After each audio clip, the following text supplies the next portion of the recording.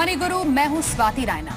जिंदगी की शाम जब ढलने लगती है तो सबसे बड़ी चिंता सताती है कि अब गुजारा कैसे चलेगा, पैसे कहां से आएंगे। भारत जैसे देश में रिटायरमेंट प्लानिंग को लोग शायद ज्यादा जरूरी नहीं मानते और यही वजह है कि सरकार ने बुढ़ापे में रेगुलर इनकम के लिए एन्युटी प्लान जैसे प्रोडक्ट्स बनाए हैं, जिसके जरिए रिटायरमेंट के बाद आपको किसी के आगे हाथ फैलाना ना पड़े। लोगों ने एन्युटी प्लान के बारे में सुना तो बहुत है, लेकिन उसे अपनाते नहीं हैं। वजह है इसे लेकर जागरूकता नहीं होना।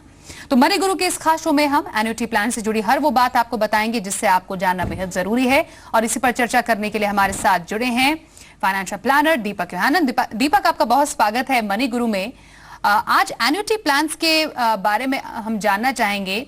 इनफैक्ट सबसे पहले उन लोगों के लिए जो कि शायद ना समझ पाए, ये एन्युटी प्लान्स होते क्या हैं? तो ये एक रिटायरमेंट प्लानिंग टूल है और ये मार्केट में बहुत ही कम ऑप्शंस रहते हैं। बेसिकली जब आप रिटायरमेंट के पास पहुंचते हैं तब आपको रिस्क या आपको स्टेबिलिटी चाहिए। आपको हर महीने आपके इनकम तो ऑलमोस्ट स्टॉप हो गया होता है और आपको एक रेगुलर इनकम की जरूरत पड़ती है। तो आप अगर रिटायरमेंट के वक्त अगर 60 साल की उम्र पे एक बल्क अमाउंट, एक मान लीजिए 5 लाख रुपए अगर आप एक इंश्योरेंस कंपनी को दे, तो वो इंश्योरेंस कंपनी एक लॉन्ग टर्म इन्वेस्टमेंट करती है और आपको गारंटी करती है कि आप जब तक जिंदा हो आपको एक रेगुलर इनकम आपको हर महीने मिलते जाएगा।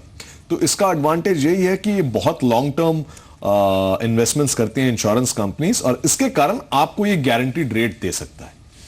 ऑलराइट, जब इसके इतने सारे बेनिफिट्स हैं दीपक, जैसा कि आपने बताया है कि रिटायरमेंट का एक अच्छा विकल्प है, इंश्योरेंस प्रोडक्ट ये होता है जिसमें एक मुश्त रेगुलर किस्तों में रकम बीमा कंपनी को दी जाती है और रिटायरमेंट के बाद जीवन भर रेगुलर इनकम का ये बहुत अच्छा एवेन्यू है। तो इसको लेकर जागरूकता की कमी है या फिर लोग इसके बारे में जानते ही नहीं है, या जैसा कि आपने कहा कि बहुत कम प्रोडक्ट्स अवेलेबल है मार्केट में इसलिए शायद लोग इसे नहीं अपनाते हैं? फिगर्स और फैक्ट्स क्या कहते हैं?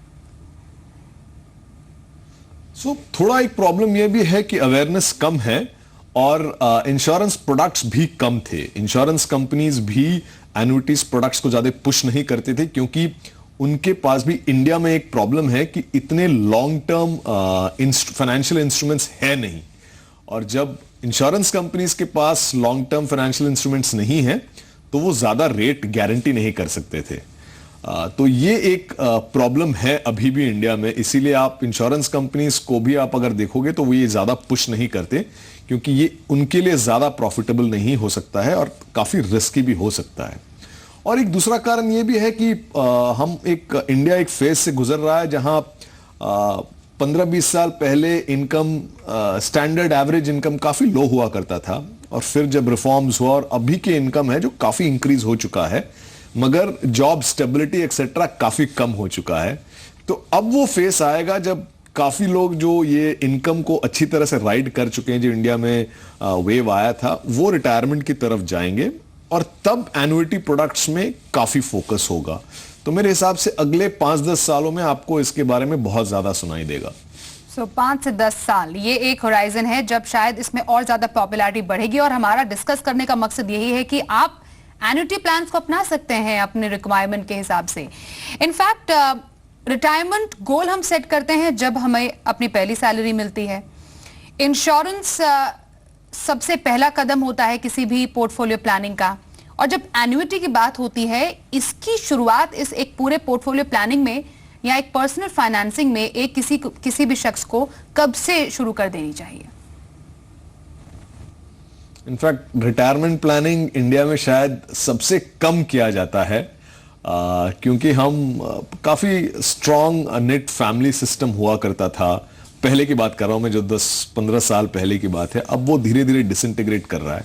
तो मेरे हिसाब से आप एक छोटा सा रकम जो फर्स्ट सैलरी से, वो 500 रुपए भी हो सकता है, 1000 रुपए भी हो सकता है, आप रेगुलरली एक SIP या एवरी मंथली मोड में कोई भी एक इन्वेस्टमेंट आप करते जाए अपने पूरे वर्किंग लाइफ में, तो आपको अगर 30 साल या 35 साल का अगर आप regular, even if it is a small amount, आपको बहुत ज्यादा फायदा होगा।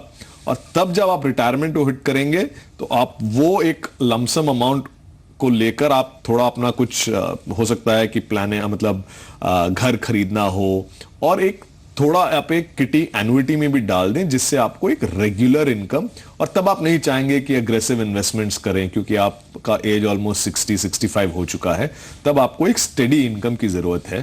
तो वैसे आप देखें कि वर्किंग लाइफ टाइम में अपना कॉर्पस बिल्ड करें और जैसे रिटायरमेंट के पास पहुंचे एक एन्युटी प्लान लें। ऑलराइट, तो रिटायरमेंट के पास पहुंच के एन्युटी प्लान लेना डेफिनेटली एक काफी फायदेमंद साबित होता है और आपके लिए काफी बेनिफिशियल होगा आने वाले टाइम में।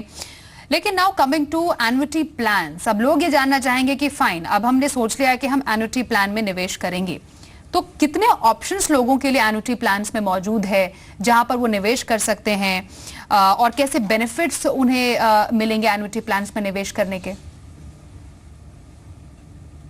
तो आज ऑलमोस्ट 6 to 7 ऑप्शंस हैं मार्केट में जिसमें आप डिफरेंट कॉम्बिनेशंस हैं जिसमें आप एन्युटी ले सकते हैं। पहला ये होता है कि आप एक लमसम अमाउंट, मान लीजिए आप 1 लाख रुपए इंश्योरेंस कंपनी को देते हैं और इंश्योरेंस कंपनी आपको बोलते हैं कि आपको 9,000 या लगभग 90,000 आपको साल में आपको दे देंगे। तो उसके हिसाब से अराउंड 9% का रेट है, तो वो आपको हर साल, तो महीने का है तो आप मान लीजिए उसको 12 से डिवाइड कर दीजिए और वो रेगुलर इनकम आपको मिलते जाएगा जब तक आप अलाइव हो। तो हो सकता है फ्यूचर में इंटरेस्ट रेट्स काफी डिप हो जाए और आपको इतना मिले, बट क्योंकि आपने एन्युटी लिया है आपको वो रेगुलर इनकम मिलते जाएगा। फिर दूसरे ऑप्शंस ये हैं कि कुछ लोग ये चाहते हैं कि ये जो लमसम इन्वेस्ट किया है वो वापस आ जाए या मेरे नॉमिनी को चले जाए। तो मान लीजिए आपने 1 लाख रुपए डाला है, तो आप जब तक जिंदा हो आपको एक रेगुलर इनकम मिलेगा, मगर जब आपका डेथ हो जाता है आपके नॉमिनी को ये 1 लाख रुपीस वापस दिया जाता है। फिर तीसरा वेरिएंट ये है कि नॉमिनी को वापस नहीं मिलता है मगर नॉमिनी स्पाउस को एन्युटी मिलना शुरू हो जाता है, ताकि स्पाउस भी जब तक जिंदा है उनको भी एक रेगुलर इनकम मिलता जाता है। और इसके सिवा आप 10 साल के लिए ले सकते हो, 15 साल के लिए ले सकते हो, आपको लाइफ टाइम अगर नहीं चाहिए तो आप 10-15 साल के लिए ले सकते हो। फिर आप बोल सकते हो कि मुझे एक पीरियड तक फिक्स्ड अमाउंट चाहिए, उसके बाद मुझे वेरिएबल भी चलेगा। तो ऐसे 7 कॉम्बिनेशंस हैं जिसके जो आप ले सकते हैं। मेरे हिसाब से बेस्ट वही ऑप्शन है जिसमें आप एक लमसम दें और जब तक जिंदा हो आपको एक इनकम मिलता जाए। इफ स्पाउस को अगर इंक्लूड करना चाहे वो भी ऑप्शन आप देख सकते हैं। तो इसमें थोड़ा ज्यादा कॉम्प्लिकेटेड नहीं है, मगर फिर भी आप थोड़ा रीडअप कर लीजिए। एक शो में ऐसे सारा एक क्वेश्चन में इसको संभालना थोड़ा मुश्किल है। इनफैक्ट इसी के तहत हम एनपीएस स्कीम के बारे में भी जानना चाहेंगे, जिसको काफी पॉपुलर बनाने की बात की गई, क्योंकि डेफिनेटली सरकार ने भी काफी ज्यादा इसमें ऐलान हाल ही में किए थे। तो आखिरकार एनपीएस में अगर निवेश किया जाता है इसके तहत, तो क्या ऐसी खास चीजें हैं, क्या ऐसे खास बेनिफिट्स हैं जो लोगों को मिलेंगे एनपीएस में ही इन्वेस्ट करने के? तो एनपीएस भी एक मोड ऑफ अक्यूमुलेशन है, उनको नेशनल पेंशन स्कीम जो कहा जाता है, कि अब आप अगर चाहें तो अपना इनकम में से एक छोटा सा अमाउंट आप एनपीएस में डाल सकते हैं। बहुत ही लो चार्जेस हैं even compare to mutual funds, तो आपको काफी स्कोप ऑफ ग्रोथ है। आप डिसाइड कर सकते हैं आपको किस तरह के फंड्स में पैसे डालने हैं। अग्रेसिव में डालने हैं तो अग्रेसिव में डाल सकते हैं, और अगर डेट फंड्स में डालने हैं उसमें भी डाल सकते हैं। तो अपने पूरे वर्किंग लाइफ में आप एनपीएस के थ्रू अपना कॉर्पस बिल्ड करते जाए, और कोई प्रोफेशनल फंड मैनेजर्स ही इसको मैनेज करते हैं। और जब रिटायरमेंट हो जाए तब आपको ये एनपीएस से जो पैसे आते हैं आपको एक एन्युटी खरीदने की एक मौका मिल जाएगा। That is how pension NPS works. Right, और एनपीएस के जरिए इकट्ठा की गई 40% रकम एन्युटी में जाती है, एंड दैट इज टैक्सेबल। दीपक? हाँ, तो एन्युटीज का जो आप रकम देते हो वो टैक्सेबल नहीं है, वो टैक्स फ्री है, मगर जो आपको इनकम रेगुलरली मिलता है वो टैक्सेबल है। तो ये जरा ध्यान में रखिएगा।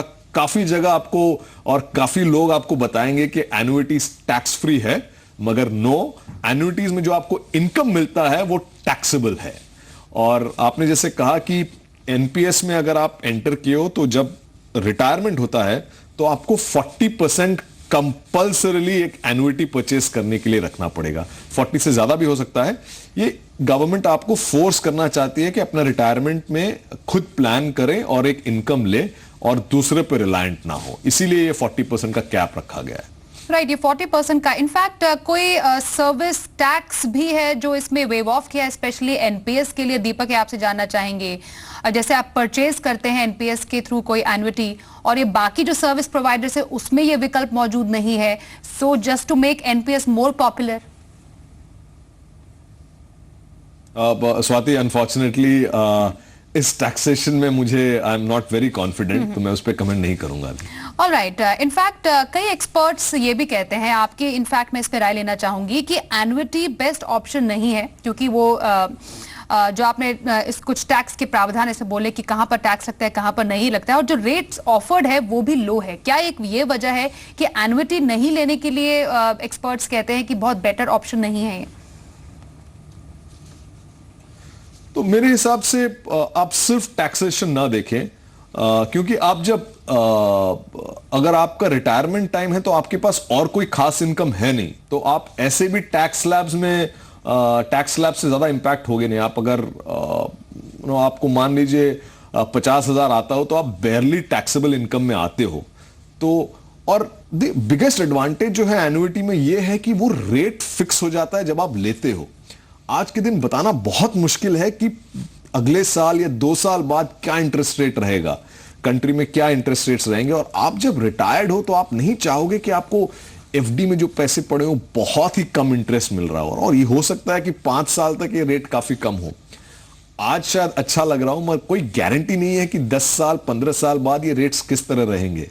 तो अगर कम हो गया तो आप एक बहुत बड़ा रिस्क लेते हो, और आज के दिन एक ही इंस्ट्रूमेंट है जो उसको सेव करती है और प्रोटेक्ट करती है, वो एन्युटीज ही है, जो आप आज ही लेके बुक कर सकते हैं कि रेस्ट ऑफ माय लाइफ में यही इंटरेस्ट रेट आपको मिलेगा। ऑलराइट, तो ऐसे कौन से प्रोवाइडर्स है जहां से एन्युटी प्लान्स लिए जा सकते हैं, और क्या एन्युटी प्लान लेते टाइम भी एक प्रॉपर एनालिसिस या फिर कह सकते हैं कि कंपैरिजन किया जा सकता है? उसके क्या पैरामीटर्स होते हैं कि अगर किसी को एन्युटी प्लान लेना है तो कौन सा सर्विस प्रोवाइडर है वो बेस्ट एन्युटी प्लान देता है? तो लगभग 7 insurance companies, life insurance companies, almost सारे लाइफ इंश्योरेंस कंपनीज आपको एन्युटीज देते हैं। आप उनके साइट पे जाके चेक कर सकते हैं कि क्या रेट्स देते हैं। अगर आप एनपीएस के थ्रू ले रहे हैं तो सिर्फ list of 7 life insurance companies हैं जिनको ऑथराइज किया गया है एनपीएस के थ्रू एन्युटीज प्रोवाइड करने के लिए। अदरवाइज तो ऑलमोस्ट सारे लाइफ इंश्योरेंस कंपनीज आपको एन्युटीज प्रोवाइड करते हैं। इनफैक्ट अगर आप आज के दिन एक पेंशन प्लान खरीदते हो लाइफ इंश्योरेंस कंपनी से, तो यह जरूरी हो जाता है कि जब आप वेस्टिंग पीरियड में पहुंचे तब आप उसी इंश्योरेंस कंपनी से ही एक एन्युटी प्लान लें। तो सारे लाइफ इंश्योरेंस कंपनीज के पास एन्युटीज प्लान है, 1-2 को छोड़ के जिसके पास पेंशन प्लान ही नहीं है। ऑलराइट, और एन्युटी प्लान लेने के लिए जैसे आपने बोला कि सारे इंश्योरेंस कंपनी के पास है, कोई एक चार्ज लगता है, सर्विस चार्ज लगता है जिसको उस टाइम पे देने की जरूरत होती है? नहीं, कुछ चार्ज इसमें नहीं है, काफी स्ट्रेट थ्रू प्लान है। आप एक लमसम अमाउंट दें और आपके एज के अनुसार और किस ऑप्शन को आप सेलेक्ट करते हो उसके हिसाब से वो तभी बता देंगे कि आपको महीने में कितना पैसा मिलेगा। तो वो आप कॉन्फिडेंटली समझ सकते हो कि रेस्ट ऑफ योर लाइफ में वो पैसा आपको मिलते जाएगा। थोड़ा आप कंसिडर करें कि इन्फ्लेशन भी हो सकता है, क्योंकि आप 60 के बाद 75 तक भी रह सकते हो, 80-85 भी एज आपका हो सकता है। तो थोड़ा वो कंसिडर करें, और वो लमसम जो डाल रहे हैं वो शायद थोड़ा आप ज्यादा डालें तो बेटर है। ऑलराइट, इनफैक्ट दीपक, जिसमें कोई भी जैसे हम प्लान लेते हैं उसमें आपको नॉमिनी मेंशन करना पड़ता है, तो specially for annuity plans nominees को लेकर इस पे क्या प्रोसीजर्स जो है वो मेंशन किए जाते हैं, क्या प्रावधान है नॉमिनीज के लिए? तो सिमिलर जैसे आप कोई भी इंश्योरेंस प्लान लेते हो तो एक नॉमिनी आपको मेंशन करना पड़ता है। वो इसलिए है कि अगर कोई बेनिफिट्स आपको आपके मरने के बाद अगर किसी को बेनिफिट्स मिलना है तो वो नॉमिनी को आप ही बता सकते हो कि किसको जाना है, और आप पहले से ये डिक्लेयर करके रखें। आप एक से ज्यादा नॉमिनीज भी रख सकते हैं। तो आप जब एन्युटी खरीदने जा रहे हो तो वो आपसे पूछेंगे कि आपका नॉमिनी कौन है, और आप उनका डिटेल्स करेक्टली दें ताकि उसके बाद उनको दिक्कत ना हो। और काफी ऑप्शंस हैं एन्युइटीज में जिसमें नॉमिनी को भी बेनिफिट मिल सकता है। तो अपना नॉमिनी के इंफॉर्मेशन करेक्टली भरें फॉर्म में। तो बेसिकली नॉमिनी कोई भी हो सकता है दीपक? नहीं, यूजुअली स्पाउस ही है, मगर रखने को आप किसी को भी नॉमिनी रख सकते हैं। मगर एन्युइटी के कुछ ऑप्शंस हैं जिसमें आप स्पाउस को ही अटैच कर सकते हैं। जैसे आप एक 7th ऑप्शन है जो एन्युइटीज में है, वो है कि आपको और आपके मरने के बाद स्पाउस को ये बेनिफिट मिलता है। तो वो स्पाउस के बदले में कोई और नहीं हो सकता है, स्पाउस को ही होना है, ब्रदर या सिस्टर भी नहीं हो सकता है। तो वो स्पाउस होना बहुत जरूरी है। ऑलराइट, क्योंकि होता तो ये पेंशन ही है, इसलिए स्पाउस ही इसका नॉमिनी हो सकता है। दीपक, इनफैक्ट थोड़ा सा और क्लैरिटी हम चाहेंगे एन्युइटीज पे। एन्युइटीज को 2 कैटेगरीज में बांटा गया है, जिसमें इमीडिएट एन्युइटीज होती हैं और डेफर्ड एन्युइटीज होती हैं। इन दोनों पर थोड़ा सा आपसे काफी एक्सपेंशन चाहेंगे कि आखिरकार ये कैसे काम करते हैं दोनों।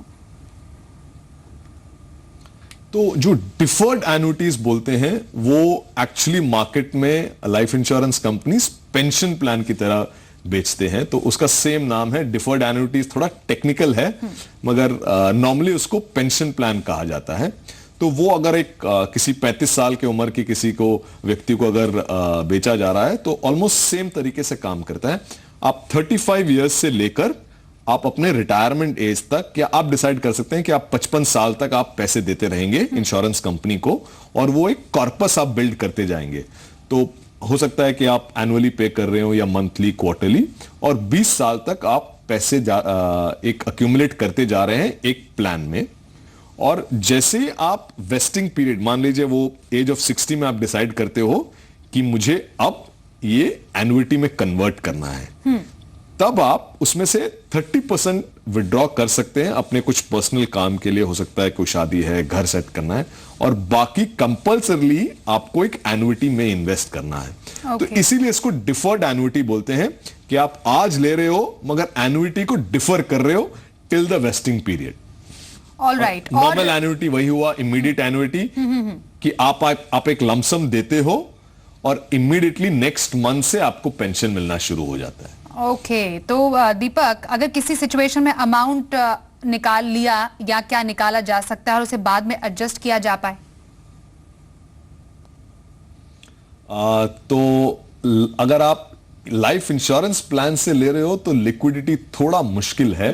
आप रिस्ट्रिक्टेड हो जाओगे कि फोर्सफुली आपको पूरा पीरियड तक वेट करना पड़ेगा, उसके बाद ही आप 30% विड्रॉ कर सकते हो। एनपीएस में थोड़ा और फ्लेक्सिबिलिटी है जिसमें आप थोड़ा अमाउंट विड्रॉ कर सकते हो। एग्जैक्ट परसेंटेज मुझे अभी याद नहीं आ रहा, मगर एनपीएस में थोड़ा और फ्लेक्सिबिलिटी है। इनफैक्ट क्योंकि इस टाइम पे जब हम एन्युइटी रिटायरमेंट प्लानिंग की बात करते हैं तो उसमें रिस्क थोड़ा सा कम चाहते हैं, तो क्या इसमें कोई रिस्क इन्वॉल्व है? ये भी कई लोगों के माइंड में सवाल उठते हैं। तो एन्युइटी में लोगों को यही एक बिगेस्ट डाउट होता है कि अब इंटरेस्ट रेट अगर बढ़ गया तो मुझे नुकसान है। एक्चुअली मेजर प्रॉब्लम वही है कि हो सकता है कि कल के दिन आपको 10% 12% भी इंटरेस्ट रेट मिले, मगर मेरे हिसाब से वो थोड़ा मुश्किल प्रोपोजिशन है। क्योंकि अगर आप एक रिटेल इन्वेस्टर हो तो आज आपके पास सिर्फ एफडी ही है जो सबसे लंबा 5 से 7 साल तक आप जा सकते हो। उसके बाद का टेन्योर देखना थोड़ा मुश्किल है। तो उसके बाद हो सकता है कि इंटरेस्ट रेट आपको बहुत कम मिले। तो एक कंफर्ट यही है कि आप आज इन्वेस्ट करके अपना पूरा इंटरेस्ट रेट को लॉक इन कर लें। तो वो ही एक सबसे बड़ा एडवांटेज है। मगर लोग जब इन्वेस्ट करते हैं वो सोचते हैं कि मेरा पैसा आप वापस नहीं दोगे, अब इंटरेस्ट रेट अगर बढ़ जाएगा तो मुझे नुकसान है। तो वो एक छोटा रिस्क है, जो माइंडसेट है वो माइंडसेट चेंज। तो क्या यही रीजन है कि एन्युइटीज फिक्स डिपॉजिट से अलग है? फिक्स डिपॉजिट को चूज करना है, एन्युइटीज को चूज करना, इस बड़े रीजन पर डिपेंड करता है? हाँ, तो फिक्स डिपॉजिट जैसा ही है। फिक्स डिपॉजिट का भी आपको जो इंटरेस्ट मिलता है वो टैक्सेबल है। एन्युइटीज में भी जो आपको रेगुलर इनकम मिलता है वो टैक्सेबल है।